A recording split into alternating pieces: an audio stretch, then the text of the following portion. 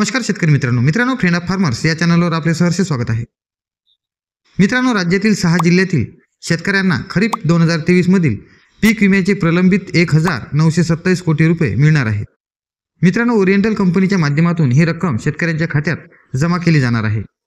राज्यात पीक विमा योजनेसाठी बीट पॅटर्न राबविण्यात येत आहे।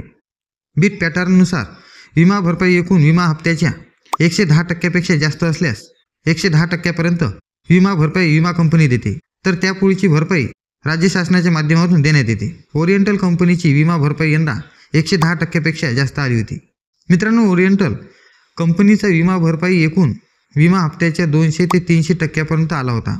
त्यामुळे विमा हप्त्याच्या 110% पुढची भरपाई राज्य शासनाने द्यावी अशी मागणी या विमा कंपनीने केली होती।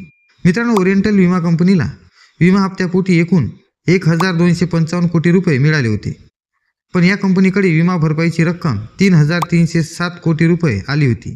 विमा हप्त्याच्या 110% प्रमाणे विमा कंपनीकडे भरपाईची रक्कम 1380 कोटी रुपये आली होती, तर 110% पेक्षा पुढची सरकारकडे 1927 कोटी रुपये भरपाई आली होती।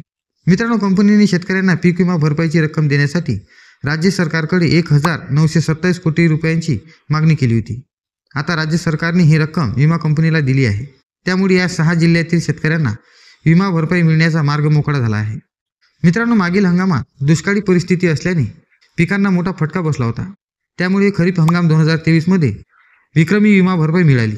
शेतकऱ्यांना एकूण 7621 कोटी रुपयाची भरपाई मंजूर झाली होती। त्यापैकी विमा कंपनीने आतापर्यंत 5496 कोटी रुपये शेतकऱ्यांच्या खात्यात जमा केले आहे।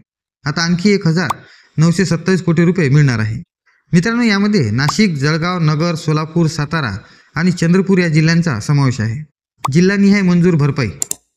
मित्रांनो, सरकारने 6 जिल्ह्यातील 1927 कोटी रुपये भरपाई मंजूर केली आहे।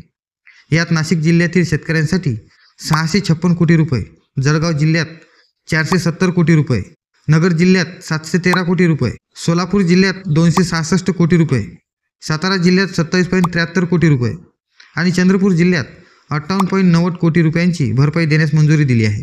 मित्रांनो, विनयकुमार आवटे, कृषी संचालक, कृषी आयुक्तालय, पुणे शासनाने 30 सप्टेंबरच्या शासन निर्णयाने 1927 कोटी रुपये प्रलंबित रक्कम मंजूर केली।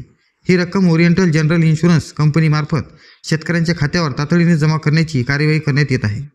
तर मित्रांनो, हे होते प्रलंबित विम्याबद्दलचे एक अतिशय असे महत्त्वाचे अपडेट।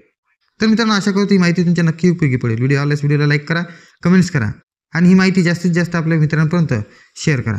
भेटू पुन्हा नवीन व्हिडिओसह नवीन अपडेटसोबत। तोपर्यंत नमस्कार।